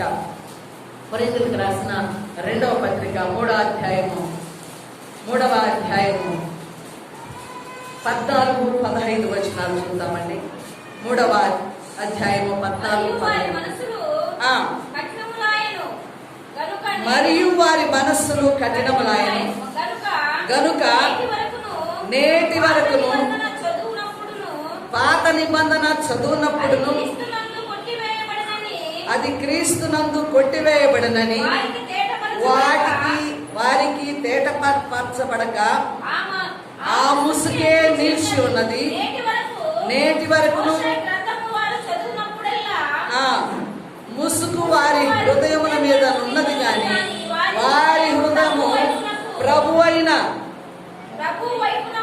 ప్రభు వైపునకు ఎప్పుడు తిరుగునో అప్పుడు ముసుగు తీసివేయబడను. ఆమేన్. హల్లెలూయా. ఎవరికండి? ఎవరికి? ఇశ్రాయేలు ప్రజలు. వారు ఇంకా ఏం చేస్తున్నారు?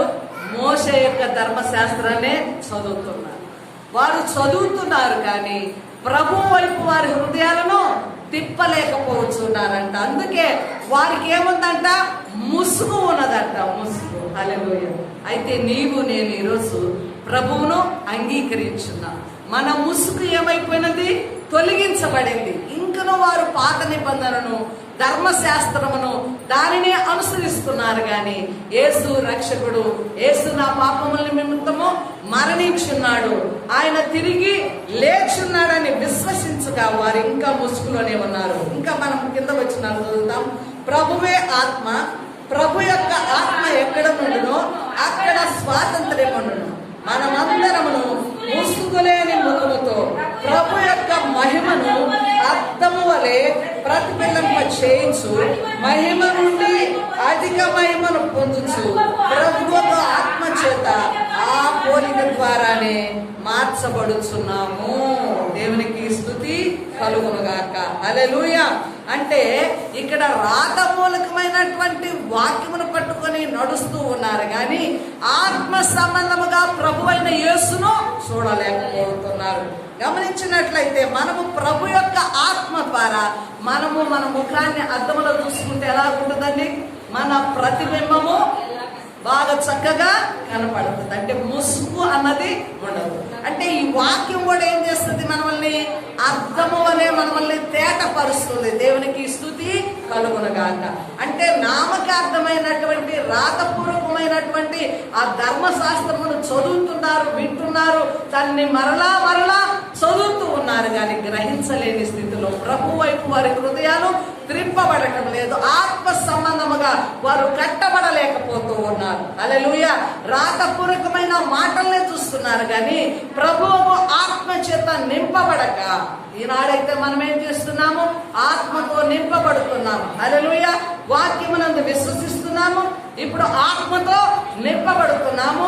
ఆత్మ ద్వారా మన పరిస్థితిని ఏం చేస్తున్నాము? అద్దములో మన ప్రతిబింబాన్ని చూసుకుంటున్నట్లుగా వాక్యం ద్వారా మన హృదయాలను తేటపరుచుకుని ఎలాగున్నాము? మహిమ నుండి మహిమలోనికి ప్రకాశిస్తున్నాము. దేవునికి స్తుతి కలుగునుగాక. చూడండి, వారికి లేని యోగ్యత నీకు నాకు దేవుడేమిచ్చాడండి? మహిమ నుండి మహిమలోనికి ప్రకాశిస్తున్నాం. మొదట రక్షణ. ఆమేన్. రక్షణ సువార్త ద్వారా ప్రకాశం మన హృదయాలలోనికి వచ్చినది. ఈ ప్రకాశము క్రీస్తు చేత ఆత్మతో నడిపింపబడుతున్నాము. ఆత్మతో నడిపింపబడుతున్న మనము మన ప్రతిబింబాన్ని, అంటే మన యొక్క స్థితిని, ఆధ్యాత్మిక స్థితిని మనం ఏం చేస్తున్నాము? చక్కగా చూసుకుంటున్నాము. హల్లెలూయా. కాబట్టి మహిమ నుండి మహిమలోనికి, అత్యధికమైన కృపలోనికి ప్రవేశిస్తున్నాము. దేవునికి మహిమ కలుగునుగాక. ఇప్పుడు మనం అద్దం ముందు చూసుకోకున్నట్లయితే మన యొక్క జుట్టు సరిగా ఉన్నదా? మన వస్త్రధారణ సరిగా ఉన్నదా? మనం రెడీ అయిన దాంట్లో ఏ తప్పిదం ఉన్నదో తెలుస్తూ ఉంటుంది. ఆమేన్. కాబట్టి క్రీస్తులో కూడా మనము మహిమ నుండి మహిమలోనికి ప్రకాశించాలి. అనగా ఏం చేయాలా? ఈ వాక్యమును అంగీకరించాలి. ఈ వాక్యం ద్వారా నడిపించబడుతున్నప్పుడు ఆత్మస్వరూపి అయిన దేవుడు నిన్ను మహిమ నుండి మహిమలోనికి నడిపిస్తాడు. దేవునికి స్తుతి కలుగునుగాక. అయితే ఆ మహిమను వారెందుకు పొందుకోలేకపోతున్నారనగా రాత మూలకమైనటువంటి మోషే ధర్మశాస్త్రమునే వారు చదువుతున్నారు, కానీ ప్రభువును అంగీకరించలేకపోతూ ఉన్నారు. దేవునికి స్తుతి కలుగునుగాక. అయితే ఇలాగ శిక్షించడము దేవునికి న్యాయమా అని మనం అనుకునవచ్చు. మనకు ఒక తలంపు రావచ్చు. ఎందుకు వారిని గుడితనంలో ఉంచాడు? ఎందుకు ఆయనే దేవుడే వారిని నిద్రమత్తులో ఉంచాడు?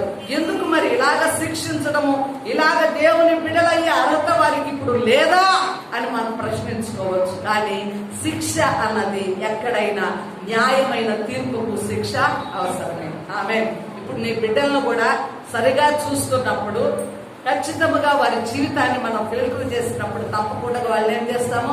సరి చేస్తాము, శిక్షిస్తాము. కాబట్టి క్రమశిక్షణలో ఒక న్యాయానికి ఏముంది? తీర్పు అన్నది. ఆమేన్. అందుకే ప్రభు వారు కూడా ఏం చేస్తున్నాడు? వారి పాపమును బట్టి, వారి అవిధేయతను బట్టి, వారి యొక్క మూఢత్వాన్ని బట్టి, వారి యొక్క నిద్రమత్తు గల మనసును బట్టి వారిని అలాగే ఉంచేశారు. అయితే ఈనాడు కూడా లోకములో అనేక మందికి మనం ఎంతగానో ప్రార్థిస్తున్నాం, క్రీస్తు ప్రేమను తెలియజేస్తున్నాం. ప్రతి ఆదివారము ఇక్కడ వస్తున్న ప్రజలకు కూడా దేవుని సువార్త అందించబడుతున్నది. ఎందుకని? నీ హృదయము సరిచేయబడాలి, ప్రభువును అంగీకరించాలని, నీ పాత స్థితిని అంతా మార్చుకోవాలి, నిజ క్రైస్తవ్యంలో నువ్వు జీవించాలని దేవుడు ఎంతగానో నీకు ప్రకటిస్తుంటే నా పాత బ్రతుకు నాదే అనుకుంటాను కదా. రక్షింపబడిన హృదయంతో ఉంటూ కూడా సినిమాలు చూడటం, సీరియల్ చూడడం, తాగడం, అలాగే ఇంకా ఇంకా లోకాశల్లో కొట్టుకొని పోవడం, ఆదివారం అయ్యేసరికి చర్చిలోకి వచ్చి దేవుని స్తుతించడం, ఇదంతా ఎలాగుందో తెలుసా? దేవుని యొక్క తిరుగుబాటులో జీవిస్తున్నట్లే. దేవుని ప్రియమైన బిడ్డ, ఈనాడు క్రీస్తు ప్రేమను సొంతం చేసుకోవాలంటే ఏం చేయాలండి? రక్షింపబడిన వారు బహు జాగ్రత్తగా వారి పరిస్థితిని ఎలా మార్చుకోవాలా? మహిమ నుండి, మీరే చెప్పాలా, అధిక మహిమలోకి వెళ్ళాలి. హల్లెలూయా.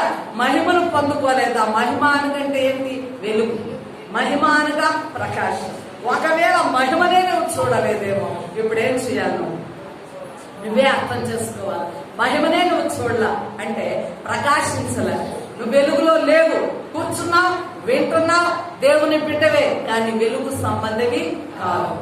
అంగీకరించినంత వరకు నీలో ఇంకా ఏముంది? పాపపు గోడలు ఉన్నాయి, ఇంకా అడ్డం ఉంది. దేవునికి నీకు అడ్డము అన్నది ఒకటి ఏలుబడి చేస్తున్నది కనుకే వెలుగును అంగీకరించలేకపోతున్నా.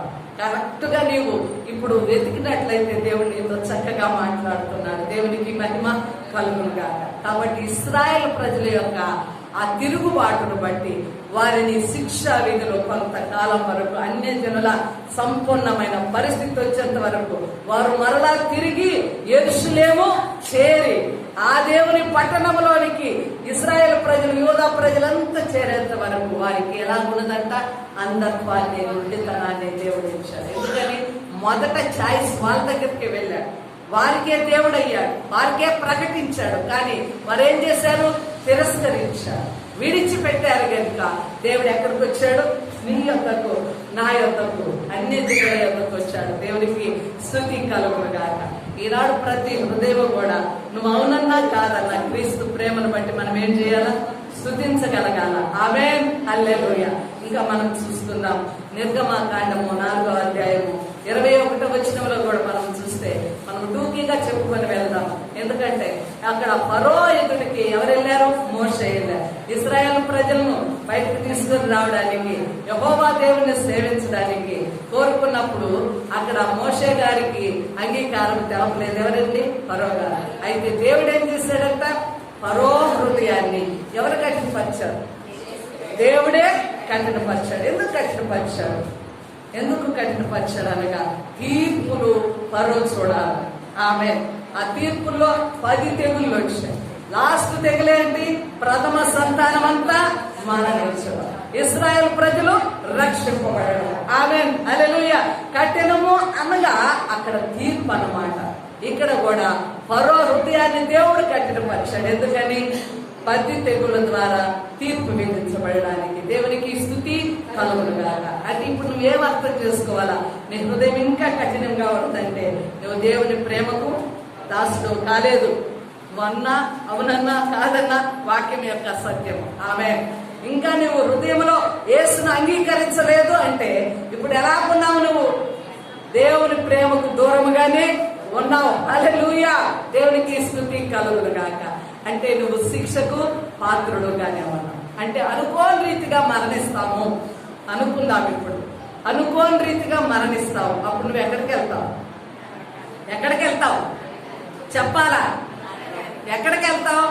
నరకాన్ని. కల్వరి పిలుపు చర్చికి వారం పోతున్నావయ్యా, గంట సేపు కూర్చుంటున్నావయ్యా, ప్రారంభ ప్రార్థనలోనే నువ్వు చర్చిలో ఉంటున్నావయ్యా, దశమ భాగాలు ఇచ్చావయ్యా, కానుకలు ఇచ్చావయ్యా, పరిచర్య చేసావయ్యా, దేవుని రాజ్యం రమ్మంటాడా? ఆన్సర్ ఇవ్వాలి. లేదు, ఛాన్సే లేదు. కాబట్టి ఏం చేయాలా? తద్వారా ఏమొస్తుంది నీకు? శిక్ష.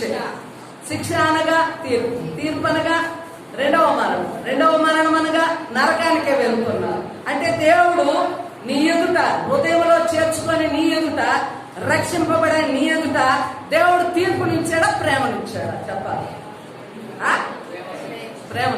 ప్రేమను పొందుకోకపోతే లేట్ చేస్తున్నావు, చచ్చిపోయావు. అప్పుడు ఎక్కడికి వెళ్తావు? ప్రేమను విడిచిపెట్టి ఎక్కడికి వెళ్తావు? తీర్పులోనికి వెళ్తావు. అర్థమైందా? బాగా అర్థమైందో. అంటే దేవుడిచ్చిన ఛాన్స్ లో నువ్వు చావకు ముందే ప్రభువును అంగీకరిస్తే తీర్పులోనికి రావు. క్రీస్తు ప్రేమను బట్టి నిత్య జీవంలో ప్రవేశిస్తావు. ఇప్పుడు అంగీకరించలేదంటే నువ్వు పాటలు పాడినా, నువ్వు స్తుతించినా, నువ్వు కానుకలు అర్పించినా, కల్వరి పిలుపుకు నడిచినా, వాక్యం వింటున్నా, ఏమీ చేసినా హఠాత్తుగా నువ్వు మరణిస్తే ఎక్కడికి వెళ్తావు? ఎక్కడికి వెళ్తావు? నరకములోనికి వెళ్తావు, తీర్పులోనికి ప్రవేశిస్తావు. కాబట్టి చూద్దాం. ఎందుకంటే కఠిన హృదయముతో ఇంకా కొంతకాలం అని సంవత్సరాలు యేసును అంగీకరించని హృదయంలో ఉన్నావంటే నువ్వు ఇంకా తీర్పుకే సిద్ధపడి ఉన్నావని గ్రహించుకోవాలి. ఇంకా మనం చూద్దామండి, అపోస్తలుల కార్యము 28వ అధ్యాయము 26-27 వచనాలు చూద్దామండి. ఇంకా ముగించుకుంటున్నాము, చదవాలి స్పీడ్గా. హల్లెలూయా. అపోస్తలుల కార్యములు 28వ అధ్యాయము 26-27 వచనాలు. మీరు వినుట మట్టుకు విందురు గాని గ్రహింపరు, చూచుట మట్టుకు చూతురు గాని కానరాని ఈ ప్రజల యొద్దకు వెళ్ళి చెప్పుము. ఈ ప్రజలు కనులారా చూచి చెవులారా విని మనస్సారా గ్రహించి నా వైపు తిరిగి నా వలన స్వస్థత పొందకూడనట్లు వారి హృదయము కురవి ఉన్నది, వారి చెవులతో మందముగా విని కన్నులు మూసుకొని ఉన్నారు. చూడండి, పదే పదే యోహాను సువార్తలో కూడా ఉంది, మార్కు సువార్త, మత్తయి సువార్త, లూకా సువార్త. ప్రభు యొక్క బోధనలో అనేక మార్లు మానవుని యొక్క అంధత్వాన్ని గురించి తేటపరుస్తూనే ఉన్నారు. ప్రియమైన జనమా, ఈనాడు నీతో నాతో మాట్లాడుతున్నాడు దేవుడు. ఆమేన్. వింటున్నాము గాని గ్రహింపు లేకున్నామేమో, చూస్తున్నాము గాని దేవుణ్ణి తెలుసుకొనలేక ఉన్నామేమో. అంతేకాకుండా వాక్యం వింటున్నావు, విడిచిపెడుతున్నావు కానీ నీ హృదయము ఇంకా ఏం చేసిందంట? కొవ్వు చేసి మందముగా ఉందేమో. ఆమేన్. హల్లెలూయా. అంటే ఈ హృదయానికి ఉన్న పొరలు ఏం చేయాలండి? తొలగిపోవాలి. అపోస్తలుడైన పౌలు గారు దమస్కు మార్గాన్ని గుండా వెళుతున్నప్పుడు దేవుని దర్శనాన్ని చూశారు. వెలుగును చూసినప్పుడు కన్నులు మూయబడ్డాయి. తర్వాత అననీయ వెళ్ళి ప్రార్థన చేసి చేతులు ఉంచినప్పుడు కంట్లో ఉన్న పొరలు రాలిపోయినాయంట. అంటే ఆమేన్. హల్లెలూయా. అంటే మన మనోనేత్రము వెలిగించబడాలి. మన కన్నులకున్న పొరలు అంటే కొవ్వు పొరలు ఉంటాయి. కొంతమంది మనం అంటాం, వీడు బాగా కొవ్వు పట్టిండ్రా, వీడు కన్నులు కొవ్వు చేసినా అంటే ఆ పొరలు రాలిపోయి. పౌలు గారికి ఆ పొరలు ఇప్పుడు రాలిపోయినాయో దేవుని సన్నిధానంలో వెంటనే ఏం చేశాడు? మోకరించి, ప్రభువా నేనేం చేయాలనో నాకు తెలియజేయన్నాడు. హల్లెలూయా. ఆ పొరలున్నంత వరకు పౌలు గారు ఏం చేశాడు? దేవునికి వ్యతిరేకంగా ఉన్నాడు. క్రీస్తు ఎవడన్నాడు? క్రీస్తును ప్రకటించే వారిని చంపాడు, గర్భిణీ స్త్రీలను చంపాడు, క్రీస్తు మీద శత్రువుగా ఉన్నాడు.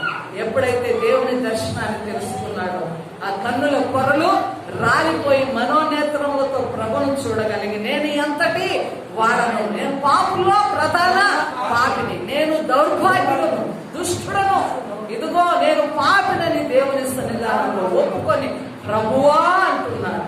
ప్రభువునకు వ్యతిరేకమైన వాడు మోకాళ్ళు ఏం చేస్తున్నాడు? ప్రభువా అంటే దేవుడు. హల్లెలూయా. దేవా నేనేమి చేయాలని దేవుని సన్నిధానంలో మోకరించి ప్రార్థించి దేవుని ఆజ్ఞను పొందుకోబోతున్నాడు. దేవునికి మహిమ కలుగుతున్నాడు. దేవుని ప్రియమైన బిడ్డలారా, ఈనాడు కూడా మన జీవితాలలో ఇంకా ప్రభువుని ఎరగని హృదయం, ఎరిగిన రక్షణ పొందిన బాప్తిసం తీసుకున్న మందిర అనుభవం ఉన్న లోకానుసారమైన భక్తి ఉన్నట్లయితే ఇంకా నువ్వు ప్రభు ప్రేమను సంపూర్ణముగా సొంతము చేసుకున్నట్లే. ఆమె ప్రభువునకు ఇష్టలముగా, పరిశుద్ధులముగా, నీతిమంతులముగా, దేవుని బిడ్డలముగా, హల్లెలూయా, వాక్యం యొక్క ప్రకాశం ఎక్కడికి రావాలా? మనలోనికి రావాలి. అందుకే ప్రభు వారు ఆరోహణమై వెళుతూ శిష్యులతో ఒక మాట అన్నాడు. మత్తయి సువార్త 28వ అధ్యాయం చివరిలో ఉంటుంది, నేను మీకు సదాకాలము తోడై ఉన్నాను, మీరు వెళ్ళి సర్వలోకానికి వెళ్ళి సర్వ సృష్టికి నా స్వార్థను ప్రకటించండి, నమ్మిన వారికి యేసు నామములో బాప్తిస్మము ఇవ్వండి. ఆమేన్. నమ్మిన వారు రక్షింపబడను చెప్పాలా? నమ్మని వారికి ఏమంట? శిక్ష విధించబడను. ఇప్పుడు రక్షణ, శిక్ష, ఈ రెండులో నీ ముందు దేవుడు ఉంచాడు. జనము ఈ రెండు నీ ముందు ఉంచాడు. హల్లెలూయా. నీ వయసు ఏదో నాకు తెలియదు, నువ్వు రక్షణ పొందావా పొందలేదో కూడా నాకు తెలియదు. ఈ స్థలంలో కూర్చున్నావు, వాక్యం విన్నావు, ఇక నువ్వు తడువు చేయకు. ఆమేన్. హల్లెలూయా. చూడండి, పిలుపు చేత నపుంసకుడు ఎన్ని రోజులు సువార్త విన్నాడు, ఎంతకాలం వాక్యం ధ్యానించాడు, యెషయా గ్రంథం చదువుతున్నాడు. ఆయనే వదకు తేబడిన గొర్రె పిల్లని యేసును కూర్చి విన్నాడు. విన్న వెంటనే ఏమన్నాడు? ఎక్కడైనా నీళ్లున్న స్థలంలో నాకు బాప్తిస్మం ఇవ్వడానికి ఏమైనా ఆటంకమో ఉన్నదా అన్నప్పుడు నీళ్లున్న స్థలంలో ఫిలిప్పు గారు ఏం చేశారమ్మా? ఏం చేశారు? నపుంసకునికి బాప్తిస్మం ఇస్తే ఎంతో సంతోషంతో వెళ్ళాడు. దేవునికి స్తోత్రం కలుగును. రక్షణ అనేది నీకు సంతోషం, రక్షణ అనేది నీకు ఐశ్వర్యం, రక్షణ అనేది దేవుని పిల్లలము అయ్యే అధికారము. దేవునికి స్తుతులు కలుగుగా. ఇంకా కూడా విని గ్రహించుకొని హృదయంలో ఉన్నావేమో, ఈనాడేం తెలియాలా? మన హృదయం తెరవబడాలి. దేవునికి స్తుతి కలుగును కాక. కాబట్టి చూద్దాము. ఇక చివరిగా కొరింథీయులకు రాసిన 2వ పత్రిక 4వ అధ్యాయం 6వ వచనం చదువుకొని ముగించుకుందాం. కొరింథీయులకు రాసిన 2వ పత్రిక 4వ అధ్యాయము 6వ వచనం. 4వ వచనం చదువుతాం. దేవుని స్వరూపి అయిన క్రీస్తు మహిమను కనపరచు సువార్త ప్రకాశము వారికి ప్రకాశింపకుండు నిమిత్తము ఈ యుగ సంబంధమైన దేవత అవిశ్వాసులైన వారి మనోనేత్రములకు గుడ్డి తలము కలుగజేసెను. చూడండి, ఇశ్రాయేలు ప్రజల యొక్క ఆ యొక్క అవినీతిని బట్టి, వారిలో ఉన్న పాపపు స్థితిని బట్టి, తిరస్కారమును బట్టి దేవుడు వారి కన్నులు మూశాడు. అయితే ఇప్పుడు ఈ లోకములో ఉన్న మనకందరికి కూడా మన కన్నులు కూడా మూస్తుందంటే ఎవరని చెప్పాలి? ఈ యుగ సంబంధమైన దేవత. ఎవరా దేవత? అపవాది. అపవాది ఎవరికంట? అవిశ్వాసులైన వారిని ఇంకా వారి మనోనేత్రములు ఏం చేస్తుందంటే గుడ్డితనము కలుగజేసి. అంటే మనకేం చేయాలా? మనోనేత్రములు వెలిగించబడాలి. మనోనేత్రము వెలిగించబడితే యేసును తప్ప ఇంకెవరిని కోరుకో. అంటే ఈ రోజు నీ నేత్రాలు ఇంకా ఏంటి? తెరవబడాలి. గుడ్డితనంలో ఉన్నావంటే నువ్వెవరి చేతిలో ఉన్నావు? నువ్వే చెప్పాలి. నా వంతు భాగం కాదని. నీకే ఆన్సర్. వినాలి, అందరు వినాలి. ఇంకా సిద్ధపడుతున్నట్టు కూడా వినాలి. హల్లెలూయా. చూడండి, ఈ యుగ సంబంధమైన దేవత ఎవరికంటే గుడ్డితనం కలుగు చేసేది? ఆన్సర్ ఇవ్వాలా? మీరు ఇవ్వాలా? అవిశ్వాసులైన వారికి గుడ్డితనము కలుగుతుంది. గుడ్డితనం కాకుండా వెలుగు అంటే ఏంటి? సువార్త ప్రకాశము నీలోనికి వచ్చినప్పుడు నువ్వు వెలిగించబడుతున్నావు. గుడ్డితనంలో ఉన్నావంటే ఎవరు నీకు గుడ్డితనం కలుగు చేసింది? నేనా? దేవుడా? ఎవరు? ఇశ్రాయేలు ప్రజలకు ఆయన కలుగు చేశాడు. అయితే నీకు నాకు ఇప్పుడు అన్య జనులకు మనకందరికి రక్షణ దేవుడు సిద్ధపరిచాడు. కానీ ఆయన నీకు గుడితనం కలిగి చేయాల. ఇప్పుడు సువార్త నీ దగ్గరకు వస్తుందంటే నిన్ను మన్నించడానికి, నీకు నిప్పు పెట్టి ఈ లోక కార్యాలను దహించడానికే. హల్లెలూయా. ఈ సువార్త ప్రకాశంతో నువ్వు వెలుగులో నింపబడడానికే. దేవునికి మహిమ కలుగును కాక. అయితే గుడ్డితనంలో ఉన్నావంటే నువ్వు ఇప్పుడు ఎవరి చేతిలో ఉన్నావు? ఎవరి చేతిలో ఉన్నావు? చదివాం కదా, ఈ యుగ సంబంధమైన దేవత అవిశ్వాసులైన వారికి గుడ్డితనము కలుగజేస్తుంది. ఆ దేవత చేతిలో ఉన్నాం కాబట్టి ఇంకా నీ కనులు వెలిగించబడలేకపోతున్నాయి. యేసును హృదయంలోనికి చేర్చుకోలేకపోతున్నావు. కాబట్టి దేవుని ప్రియమైన జన్మ ప్రేమతో దేవుడు ఈ రోజు నీతో మాట్లాడాడు. హల్లెలూయా. ఇంకా జాబు చేస్తున్నావేమో, రేపటి దినము నీది నాది కాదు. ఈనాడు ఇక్కడ సువార్తను ప్రకటించిన నేను వితిన్ 1 సెకండ్ లో కూడా వెళ్ళిపోవచ్చు. ఆమేన్. హల్లెలూయా. దేవునికి మహిమ కలుగును. కాబట్టి దేవుని ప్రియజనమా, ఇచ్చిన ఛాన్స్ ను మనం ఉపయోగించుకోవాలా. కాబట్టి ప్రభు అయిన యేసును నువ్వు రక్షకుడుగా అంగీకరించి నీలో ఉన్న గురుడితనాన్ని తొలగించి నీ మనోనేత్రములు వెలిగించబడి సువార్త ప్రకాశమును తెలుసుకొని ఈ సువార్త ప్రకాశమును లోకంలోనికి తీసుకొని వెళ్ళి నశించుతున్న ఆత్మలను, గురుడితనములో ఉన్న ఆత్మలను వెలిగించే బాధ్యత దేవుడు నీకు అప్పగించాడు.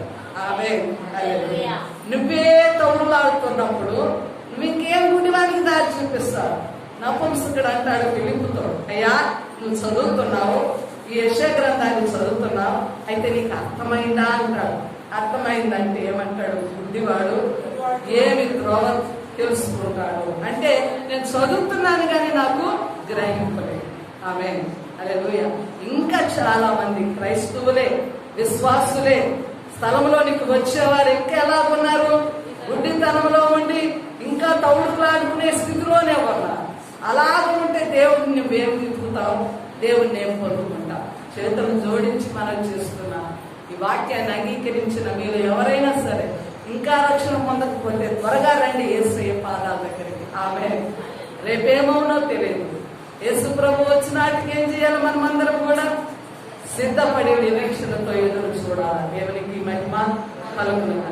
ఒక డిఫరెంట్ అయిన మెసేజ్ తో యేసు దేవాది దేవుడు యెషయాని పంపిస్తున్నాడు. మీరు వింటున్నారు, గ్రహించుతున్నారు, మీరు చూస్తున్నారు.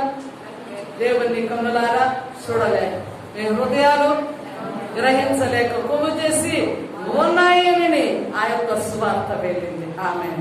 ఈనాడు దేవుడు కూడా నీతో నాతో మాట్లాడాలి. మనలో ఒక గొప్ప విషయం వస్తే అది ఆగదండి. గొప్ప విషయం సంఘంలో రగిలితే ఆగదు. ఆమేన్. ఒక వ్యక్తిలో రగిలితే ఆగదు. ఆమేన్. ఆగుతా? ఉద్యమం రగిలింపబడితే ఆగుతుందా? ఒక వ్యక్తి మండుతూ ఉంటే ఆగుతాడా? ఆమేన్. ఆ మంట అధికమైన మంటతో రగలాలి. హల్లెలూయా. అందుకే సంఘానికి దేవుడిస్తున్నాడు మహిమ కాదు, మహిమ నుండి అధిక మహిమలోనికి ప్రతి నిత్యము మండుతూనే ఉండాలా, ప్రకాశిస్తూనే ఉండాలా. మెట్టుకు పైకి ఎక్కాలి కానీ దిగజారుడు అనుభవం సంఘానికి ఉండకూడదు, విశ్వాసికి ఉండకూడదు. దిగజారేవా జాగ్రత్త. ఆత్మీయ స్థితిలో మెట్టు ఎక్కువ మహిమ నుండి మహిమలో యేసును చూడు. ఆ మహిమ ప్రకాశాన్ని లోకానికి చూపించు. ఇది విశ్వాస యొక్క బాధ్యత. ఆమేన్. దేవునికి మహిమ కలుగునుగా. తలలు వచ్చి ప్రార్థన చేసుకుందాం. మహిమ కలిగిన తండ్రి స్తోత్రం. ప్రియుడా నీకు వందనం, ప్రియ తండ్రి నీకు వందనం, నా రాజా నీకు స్తోత్రం. నీ మహిమను బట్టి నాయన ఇంతవరకు ప్రకటించిన ఈ లేఖన భాగం వ్యర్థమైపోకు దేవా. ఈ దినం మాట్లాడిన మాటలను మేము బ్లెస్ చేయమని ప్రార్థిస్తున్నాం. ఈ దీవెన వర్షం నీ బిడ్డల మీదకి రానివ్వు దేవా. ప్రకాశించిన వారు ఇంకా అధిక మహిమలో ప్రకాశించారు అయ్యా. ప్రకాశము లేని వారు ప్రకాశింపబడటానికి పూనుకొనాలి. నిన్ను అంగీకరించాలి. అన్యజనులైన మాకు మీరు ఇచ్చిన రక్షణ ఐశ్వర్యమును బట్టి స్తోత్రం. నేనంత భాగ్యవంతులము దేవా. నీ ఎదుట ఒప్పుకుంటున్నాం. మీ రక్షణనే గొప్ప భాగ్యము, ధనము మాకు ఇచ్చినందుకు స్తోత్రం. రాజా నీ సన్నిధానంలో ప్రార్థిస్తున్నాం. సంఘమును ఇంకా ఉద్యోగపరచు. ఇంకా ఎవరైతే తొట్టిల్లుతున్నారో, ఎవరైతే నిద్రమత్తులు ఉన్నారో, ఎవరైతే కన్నులు మోయబడి ఉన్నాయో, ఎవరి చెవులు మందంగా ఉన్నాయో, ఎవరి హృదయాలు కోచేస్తున్నాయో వారిని తేటపరచు. వారి హృదయాలను మార్చుము, వారి హృదయాలను గద్దించు. నీవు మాట్లాడము, నీవు సత్యము, నీవు సిద్ధపరచు. నీ వారిగా చేసుకోవాలి. నీ భాగ్యముతో నింపమని నీకే మహిమ చెల్లిస్తున్నాం. యేసు నామములో ప్రార్థిస్తున్నాము.